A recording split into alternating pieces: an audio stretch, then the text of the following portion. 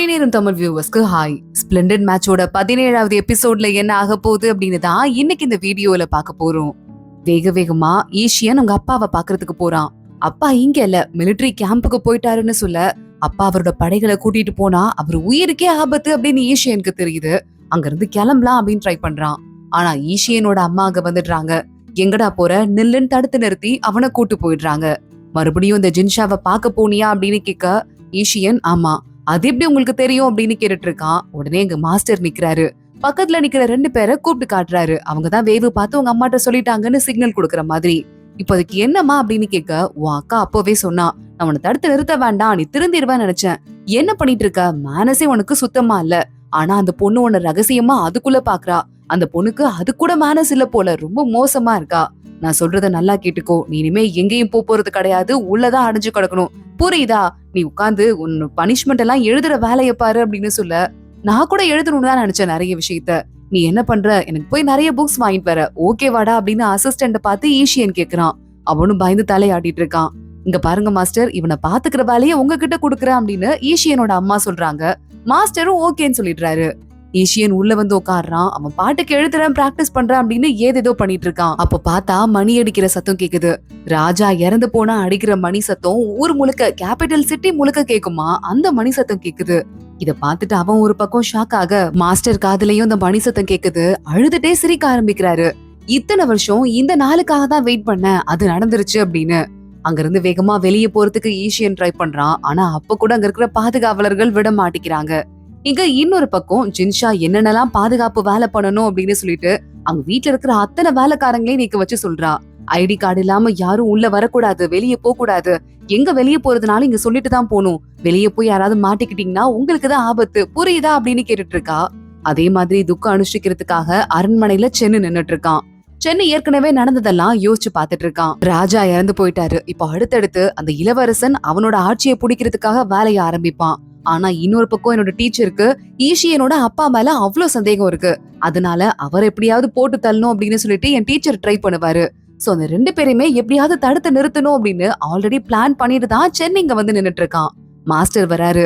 ராஜாவை பார்த்து துக்கம் அனுஷ்டிச்சுட்டேன், இப்போ வெளியே போறேன், உயிரே போனாலும் பரவாயில்ல, கிரவுன் பிரின்ஸ நீ பாதுகாக்கணும்னு சொல்ல, என்ன ஆனாலும் பரவாயில்ல, கிரவுன் பிரின்ஸ பத்திரமா நான் பாதுகாப்பேன் அப்படின்னு சென்னை வாக்கு கொடுத்துட்டு இருக்கான். இந்த நாடு நல்லா இருக்கணும் அப்படிங்கிறதுக்காக தான் இந்த முக்கியமான முயற்சிகள் எல்லாம் நான் எடுத்திருக்கேன் அப்படின்னு சென்னை ஆல்ரெடி அவன் மேனேஜர் கிட்ட பேசிட்டு தான் வந்திருக்கான். நாட்டுல ஒரு போர் வந்துச்சுன்னா ஈஷியனோட அப்பாவை தவிர வேற யாராலையும் நாட்டை பாதுகாக்க முடியாது. டீச்சர் அதை பத்தி பேசாம மறுபடியும் அவரை போட்டு தள்ளுறதுலே இருக்காரு. இதுல அவருக்கு என்ன கிடைக்க போகுது? இது நாட்டோட நல்லதுக்காக அவர் பண்றாரா, இல்ல பர்சனலான ரிவெஞ்சுக்காக இதை பண்றாரா அப்படின்னு கேட்டு கையில கிடைக்கிறதெல்லாம் போட்டு கீழே வீசிட்டு இருக்கான். மேனேஜர் பாக்குறாரு. ஆனா இது ஒரு டெட் எண்டு, நம்மளால ஒண்ணும் பண்ண முடியாது. அந்த பிரின்ஸ் படையெடுத்து வரும்போது டீச்சர் சொல்றதுதான் நம்ம கேட்டாகணும் அப்படின்னு சொல்ல, இல்ல அதுக்கு ஒரு ஐடியா இருக்கும், நான் கண்டிப்பா அதை கண்டுபிடிச்சுதான் தீருவேன் அப்படிங்கிற மாதிரி சென்னு மனசுக்குள்ள யோசிக்க ஆரம்பிக்கிறான். அவரால மட்டும்தான் நம்ம நாட்டை காப்பாத்த முடியும்னா என்ன பண்ணியாவது அவரை நான் காப்பாத்துவேன் அப்படின்னு சொல்லியிருக்கான். அதை யோசிச்சு பார்த்துட்டு மாஸ்டரை பார்த்து ஓகே டீச்சர் நான் பாத்துக்கிறேன் அப்படின்னு சொல்லிட்டு உள்ள கிளம்பி போயிட்டு இருக்கான். இங்க ஜின்ஷா எங்கேயோ வெளியே வந்துட்டு இருப்பா போல. காவலர்கள்லாம் திடீர்னு கிளம்பி ஓடிட்டு இருக்காங்க. இது ஈஷியன் வீட்டு காவலர்களாச்சே அப்படின்னு சொல்லிட்டு ஜின்ஷா யோசிக்கிறா. நேரா அவங்க அக்காவை பாக்குறதுக்கு போயிடுறா. எதுக்குமா இங்க வந்திருக்க அப்படின்னு கேட்க, அக்கா ஈஷியனுக்கு கண்டிப்பா வெளியே வந்தே ஆகணும், ஆனா உங்க அம்மா விட மாட்டேங்கிறாங்க, ஹோம் அரெஸ்ட்ல வச்சிருக்காங்க, நீங்க காப்பாத்தணும்னு சொல்ல அவங்க அக்காக்கு குழந்தை வேற பிறந்திருக்கு. குழந்தைய கையில வச்சுட்டு எல்லா கதையும் கேட்க ஆரம்பிக்கிறாங்க. சரி நான் ஹெல்ப் பண்றேன் அப்படின்னு சொல்லிட்டு இருக்காங்க. இத்தனை நேரமா ஈஷியனை பாத்துட்டு இருந்த மாஸ்டர் அங்க இருந்து கிளம்பி போயிடுறாரு. இப்போ ஈஷியன் இதான் சாக்கு அப்படின்னு சொல்லிட்டு எஸ்கேப் ஆயிட்டு அவன் ஒரு குதிரை எடுத்து கிளம்பிட்டு இருக்கான். ராஜாக்கு துக்கம் அனுஷ்டிக்கிறதுக்கு அவனும் போயிடுறான். ஏற்கனவே உள்ள அவங்க அப்பா இருந்துட்டு இருக்காரு. ஈஷியன் போய் பக்கத்துல நிக்கிறத பாத்துட்டு இவன் எப்போ இங்க வந்தான் அப்படின்னு யோசிக்க ஆரம்பிக்கிறாரு. அங்க இளவரசர் ராஜாக்கு அந்த துக்கம் அனுஷ்டிக்கிற வேலையெல்லாம் பார்க்க ஆரம்பிக்க ஒரு கட்டத்துல அவரு மயங்கி விழுந்துட்டாரு. ஈஷியன் தாங்கி பிடிச்சு நான் உள்ள கூட்டு போறேன் அப்படின்னு கிரவுன் பிரின்ஸ உள்ள கூட்டு போயிட்டு இருக்கான். சென்னு போயிட்டு நான் பாத்துக்கிறேன் கிரவுன் பிரின்ஸ்ன்னு சொல்ல, டீச்சர் கேக்குறாரு எப்படி அந்த ஈஷியன் இங்க வந்தான், எப்படி எங்க கிரவுன் பிரின்ஸ் பக்கத்துல வந்தான்னு கேட்க, எனக்கு தெரியல, எப்ப வேணா வந்து பாக்குறதுக்கான பெர்மிஷனை கிரவுன் பிரின்ஸ் அவருக்கு கொடுத்திருக்காரு, அதனால வந்திருப்பார் போல, நான் போய் செக் பண்றேன் அப்படின்னு சென்னை நேரா உள்ள வந்துடுறான். டாக்டர் வராரு. நம்ம கிரவுன் பிரின்ஸ செக் பண்றாரு. அதிர்ச்சியில உடம்பு வீக்கா இருக்கு, வேற ஒண்ணும் இல்ல, கொஞ்ச நேரத்துல சரியாயிடுவாருன்னு அங்க இருந்து கிளம்பி போறாரு. கிரவுன் பிரின்ஸ் கண்ணை முழிச்சு பாக்குறான். உங்க அப்பா இறந்து போயிட்டதால நீங்க ஷாக்ல இருப்பீங்கன்னு புரியுது. ஒட்டுமொத்த நாடே உங்களுக்காக நாங்க துக்கம் அனுஷ்டிக்கிறோம். எங்களுக்காகவாவது நீங்க நிம்மதியா நல்லபடியா இருக்கணும்னு சென்னு சொல்ல, கொஞ்சம் எல்லாரும் எந்து வெளியே போங்க, நான் தனியா இருக்கணும் அப்படின்னு சொல்லிட்டு கிரவுன் பிரின்ஸ் சொல்ல ஆரம்பிக்கிறான்.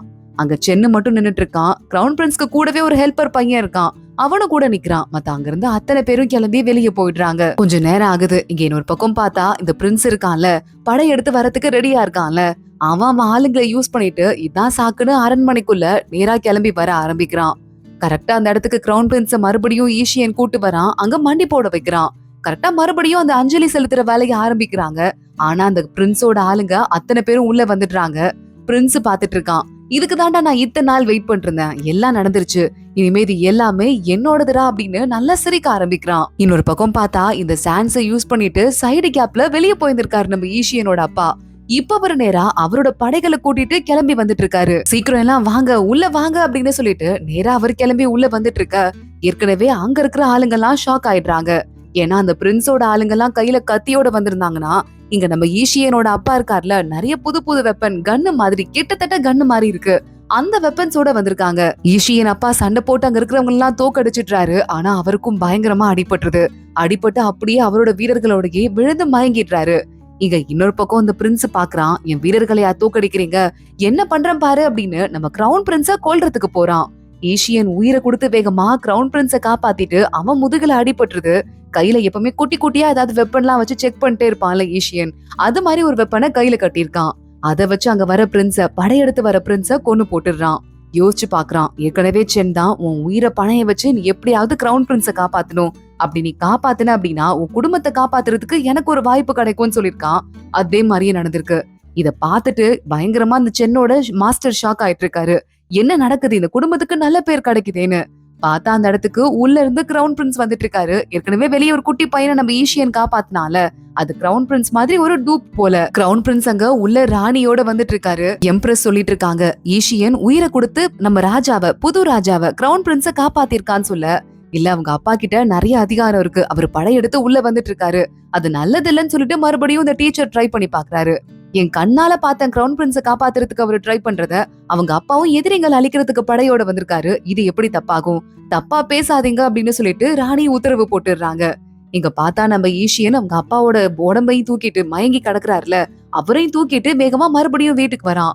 அவங்க அம்மா அழுதுட்டு இருக்காங்க, என்னடா ஆச்சுன்னு. எனக்கு ஒன்னும் பெருசா அடி இல்லம்மா, அப்பாக்கு ட்ரீட்மெண்ட் ஆரம்பிங்கன்னு சொல்ல டாக்டர் வராரு.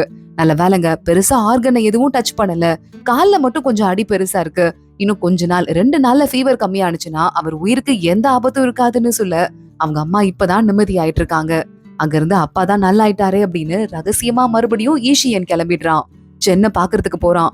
என்ன நடக்குதுங்க, உன் டீச்சர் எங்க அப்பாவையும் எங்க குடும்பத்தையும் அழிக்கிறதுக்கு தனியா பிளான் பண்ணிருக்காரு, அதை என்கிட்ட சொல்லாம நீ வேலை பாத்திருக்க, எதனால இப்படி பண்ணிட்டு இருக்கன்னு சொல்லிட்டு கத்த ஆரம்பிக்க, சென்னு பொறுத்து பொறுத்து பாக்குறான். ஒரு கட்டத்துக்கு மேல அவனால முடியல. ஈஷியன், உங்க அப்பா எவ்வளவு பெரிய வீரர்னு சொல்லிட்டு எனக்கு நல்லா தெரியும், அதனாலதான் என்னால முடிஞ்ச அளவுக்கு காப்பாத்துறதுக்கு எல்லா வேலையும் பண்ணிட்டு இருக்கேன். ஆனா உனக்குன்னு சொல்லிட்டு வெக்கம் ஏதாவது இருக்கா? என் டீச்சரோட பேச்ச மீறி நான் அதை காப்பாத்திருக்கேன். அந்த வீட்டு பையனா இருந்துட்டு எந்த ஒரு பொறுப்புமே இல்லாம ஊர் சுத்தி டைம் வேஸ்ட் பண்ணிட்டு உன் குடும்பத்தை காப்பாத்துறதுக்கு என்ன மாதிரி ஒரு வெளியாள் கிட்ட ஹெல்ப் கேட்டு வந்திருக்க. இதெல்லாம் உனக்கு எவ்வளவு அசிங்கம்னு சுத்தமா தெரியவே இல்லையா? உன் மேல என்ன தப்பு இருக்குன்னு உனக்கு புரியலையான்னு கேட்க, எங்க அப்பா உயிரை கொடுக்கற நிலைமையில அங்க கஷ்டப்பட்டுட்டு இருக்காருன்னு ஈஷியன் கத்த ஆரம்பிக்கிறான். ஆனா சாகலல்ல, உனக்கும் இன்னும் ஒன்னும் ஆகலல்ல, உன் குடும்பத்துல நல்லா தானே இருக்காங்க, அதுக்கே காரணம் நான் தாங்கிற மாதிரி சென்னு பேசிற. ஈஷியன் கோவத்தோட அங்க இருந்து கிளம்பிடுறான். இங்க ஜின்ஷா அவளோட வீட்டை உட்காந்துட்டு இருக்கா. நல்ல வேலை யாருக்கும் ஒன்னும் ஆகல, பிரின்ஸோட குடும்பத்தை தான் புடிச்சிட்டாங்க, எல்லாரையும் கொல்ல போறாங்க போலன்னு பேசிட்டு இருக்கா.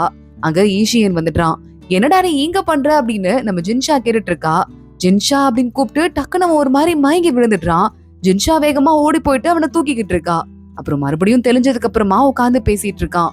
எனக்கு என்ன பண்றதுனே தெரியல தெரியுமா, என் மாஸ்டர் ஒவ்வொரு தடவையும் என்னை விட்டு மலைக்கு போகும்போதெல்லாம் எனக்கு பிடிச்ச மாதிரி என்னென்னவோ எடுத்துட்டு வருவாரு, என் அப்பா மாதிரி நான் நினைச்சிட்டு இருந்தேன், ஆனா அவரை நான் தான் கொன்னேன் தெரியுமா அப்படின்னு சொல்லிட்டு யோசிச்சு பாத்துட்டு இருக்கான்.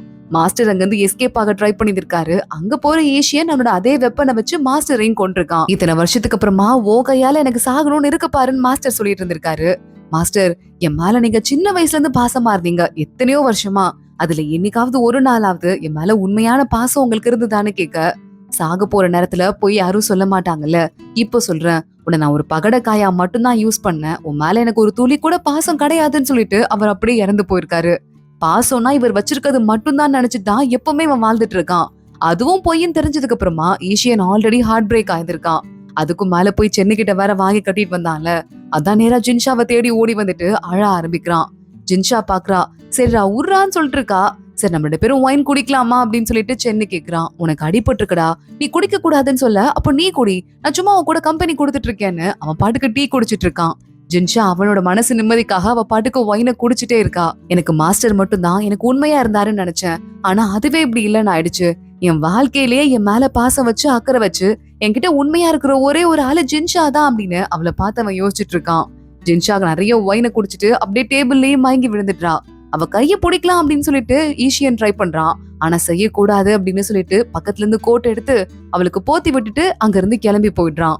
மறுபடியும் அவள ஒரு பக்கம் திரும்பி பார்த்துட்டு அமைதியா அங்க இருந்து போயிடுறான்.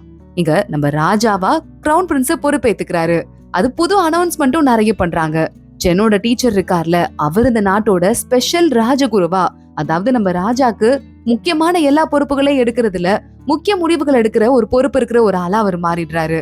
அடுத்து அதே மாதிரி இத்தனை நாளா அசிஸ்டண்டா இருந்த நம்ம சென்னு கேபினெட்ல மினிஸ்டரா மாறிடுறான். அதே மாதிரி ஈஷியனோட அப்பாக்கும் நிறைய ரிவார்ட்ஸ் எல்லாம் கொடுக்குறாங்க. ஈஷியனுக்கும் அரண்மனையில இருக்கிற ஒரு கமாண்டர் போஸ்ட் கொடுத்துடுறாங்க. எல்லாரும் நன்றி சொல்லி ராஜா பதவி ஏற்கிறத பாத்துட்டு இருக்காங்க. அடுத்து சென்னு மறுபடியும் டீச்சர் கிட்ட போறான். டீச்சர் பாத்துட்டு இருக்காரு. என்னதான் இருந்தாலும் ஈஷியனுக்கு போஸ்ட் கிடைச்சதே மனசுக்கு உறுத்தலாவே இருக்கு. ராணுவ தளபதியும் ஒரே குடும்பத்துல இருந்து, அதே மாதிரி அரண்மனையோட கமாண்டரும் ஒரே குடும்பத்துல இருந்து, அது சரிப்பட்டு வராது. நான் சொல்றது கேளு, அந்த குடும்பத்துல போஸ்ட் அந்த பையன் அடுத்து அவனுக்கா எடுத்துக்கவே கூடாது. அந்த போஸ்ட் அவங்க அப்பாவோட நின்றணும். நான் சொல்றது புரியுது இல்ல அப்படின்னு கேக்குறாரு. சென்னுக்கு ஒரு மாதிரி நர்வஸா இருக்கு. என்னடா பண்றதுன்னு யோசிச்சுட்டு ஓகே டீச்சர் அப்படின்னு சொல்லிட்டு இருக்கான். ஆனா இப்ப எந்த ஆக்ஷனும் எடுத்துறாத, கொஞ்ச நாள் ஆகட்டும், அப்புறமா ஆக்ஷன் எடுத்துக்கலாம் அப்படின்னு சொல்ல, சரி ஓகே அப்படின்னு நம்ம சென்னை சொல்றான். அவங்க அப்பா தான் வந்துட்டு போர்க்களத்துல சண்டை போடுறதுக்கு ரெடியா இருக்காரு. அவங்க பையனால முடியாதனால இங்க அரண்மனையில கமாண்டரா இருக்கான்னு சொல்ல, இல்ல சரிப்பட்டு வராது, ஒருத்தங்க கிட்டயே ஃபுல் பவரும் போறது சரிப்பட்டு வராதுன்னு அந்த குடும்பத்தை அட்டாக் பண்றத பத்தியே அவர் பேசிட்டு இருக்காரு. சென்னுக்கு என்ன சொல்றதுன்னு தெரியாம அமைதியா அப்படியே விட்டுறான். அதுக்கும் மேல பேசாம, அம்மா உனக்கு பாரு, இதுக்கு மேல நீ தனியா இருக்க கூடாது, கேபினெட்டுக்குள்ள வந்துட்ட, இன்னும் சிங்கிளா சுத்திட்டு இருக்க. என் ஒய்ஃப் இருக்கால, முக்கியமான வீட்டு லேடிஸ் எல்லாம் கூப்பிட்டு ஒரு ஃபங்க்ஷன் மாதிரி வைக்கிறதுக்கு ஏற்பாடு பண்ணிருக்கா, அதுக்கு நீ வர, புரியுதா? உனக்கு ஒரு நல்ல பொண்ணா பார்த்து கல்யாணம் பண்ணணும்ல அப்படின்னு டீச்சர் சொல்ல ஆரம்பிக்கிறாரு. இங்க கமாண்டரா இருக்கான்ல, அதே மாதிரி இன்னொரு சில கமாண்டர்ஸ் எல்லாம் அங்க ஜெயில இருக்காங்க. ஆல்ரெடி நம்ம பாத்திருப்போம், சென்னு பேசும்போது கூட ஒட்டு கேட்டு ஒரு கமாண்டர் இருப்பான். நம்ம ஜின்ஷாக்கு கூட விஷம் கொடுத்த மாதிரி கூட சென்னை நடிச்சான்ல, அந்த கமாண்டரும் அங்க இருக்கான். அவனுக்கும் ஈஷியனுக்கும் ஆகவே இல்ல. இங்க இருக்க வாட கூட உனக்கு பிடிக்காம ஊதுபத்தி ஏத்திட்டு இருக்க, இது என்ன கோயில் மாதிரியா இருக்குன்னு சொல்லிட்டு அந்த கமாண்டர் கேக்குறான். கோவில் மாதிரி இருக்குன்னு சொல்ல முடியாது, ஆனா எனக்கு பிடிக்காததெல்லாம் நான் மாத்தியே தீருவேன். அது கேக்குறதுக்கு உனக்கு உரிமை இல்லைன்னு சொல்ல, தேவையில்லாம ராஜாவோட பெர்மிஷனே இல்லாம சில பேர் அடிச்சிருக்க, யாரு கேட்டதை பண்ண அப்படின்னு அந்த பையன் கேக்குறான். அதுக்கு ஈஷியன் பாக்குறான், ராஜாவோட பெர்மிஷன் இல்லாம நான் தொட்டேன்னு தெரியுமா, போய் ராஜாட்டே கேட்டுப்பாரு, ராஜாவோட வாய்மொழி உத்தரவாலதான் நான் ஒரு வேலையும் பண்ணிட்டு இருக்கேன்னு ஈஷியனும் சண்டை போட ஆரம்பிக்கிறான். ஈஷியனுக்கு ஏதோ ஒரு வேலை கொடுத்து ராஜாவுக்கு பொறுப்பு கொடுத்திருப்பார் போல, அந்த வேலையை நான் பார்க்க போறேன் அப்படின்னு அங்க இருந்து கிளம்புறான். இவன் பாக்குறான், இவன் என்ன என்னையே ரீப்ளேஸ் பண்ணிருவானா என்ன, ஈஷியன் என்ன கிழிக்கிறான்னு நானும் பாத்துட்டேன்னு மனசுக்குள்ள யோசிக்க ஆரம்பிக்கிறான். இங்க சென்னை அவங்க அம்மாவை பார்த்து பேசுறதுக்கு போறான். அவங்க அம்மா பாக்குறாங்க, முதலமைச்சரோட மூத்த பொண்ணு, அதுக்கப்புறமா இந்த பொண்ணு பாருண்டா சான்சலர் இருக்காங்கல்ல, அவங்க வீட்டு பேத்தி, முக்கியமான குடும்பத்து எல்லா பொண்ணுங்கள்ல 3 பொண்ணுங்களை செலக்ட் பண்ணிட்டு உனக்காக கொண்டு வந்திருக்கேன். இதுக்கும் அடுத்து இருக்கிற குடும்ப பொண்ணுங்கள்லாம் ஓ லெவலுக்கு தகுதி இல்லாத பொண்ணுங்க, இதுல எந்த பொண்ணை செலக்ட் பண்ற அப்படின்னு கேட்க சென்னூர் மாதிரி வலிஞ்சிட்டு இருக்கான். தனியா நிக்கிறவன் வேலைக்கார பையனை கூப்பிட்டு, நான் ஜின்ஷாவை பாக்கணும், அவளை பாக்கணும், ஒரு தடவை கூப்பிட்டு விட்டுறியா அப்படின்னு கேட்க, அவ்வளவு ஓகேன்னு சொல்லிட்டு சென்னுக்காக வெயிட் பண்ணிட்டு இருக்கா. அத்தோட தான் இன்னைக்கு எபிசோட் முடியுது. சென்னை ஜின்ஷாட்ட என்ன கேட்க போறான், அவன் என்ன பதில் சொல்ல போறா, தொடர்ந்து அடுத்தடுத்த எபிசோட்ல பாக்கலாம். இந்த வீடியோவை லைக் பண்ணிக்கோங்க, மறக்காம நம்ம சேனலுக்கு சப்ஸ்கிரைப் பண்ணிட்டு பெல் ஐக்கானையும் கிளிக் பண்ணிக்கோங்க. அடுத்த வீடியோல பாக்கலாம். அது வரைய பாய்.